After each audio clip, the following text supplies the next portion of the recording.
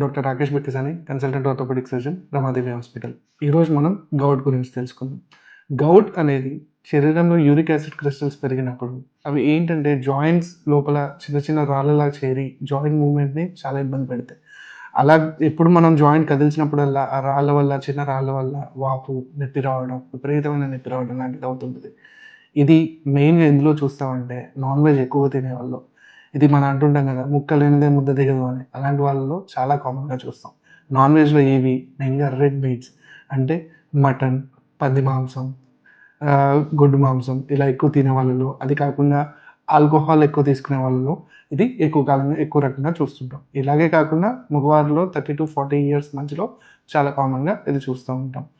అయితే దీనికి ట్రీట్మెంట్ ఏంటి అంటే, ట్రీట్మెంట్ మెయిన్‌గా మెడికేషన్, అలాగే లైఫ్ స్టైల్ మోడిఫికేషన్ చేసుకోవాలి. లైఫ్ స్టైల్ మోడిఫికేషన్స్ ఏంటంటే, మనం తీసుకునే ఫుడ్ మార్చుకోవడం. మెయిన్‌గా లీఫీ వెజిటబుల్ ఆకుకూరలు తింటాం. అలాగే నట్స్, బాదం పప్పులు గానీ, వేరే పప్పులు గానీ తినడం. అలాగే ఏంటంటే, ఫిష్ చాలా తక్కువ కాలంలో నాన్ వెజ్ మీకు చాలా ఇష్టమైతే నాన్ వెజ్ కొంచెం తక్కువగా ఫిష్ 100 గ్రాములు రోజుకి తినొచ్చు. ఇలా లైఫ్ స్టైల్ మోడిఫికేషన్స్ చేసుకొని, కొంచెం డైట్ కంట్రోల్ చేసుకొని, ఆల్కహాల్ తీసుకోవడం తగ్గిస్తే గౌట్ కూడా కంట్రోల్ అవుతుంది.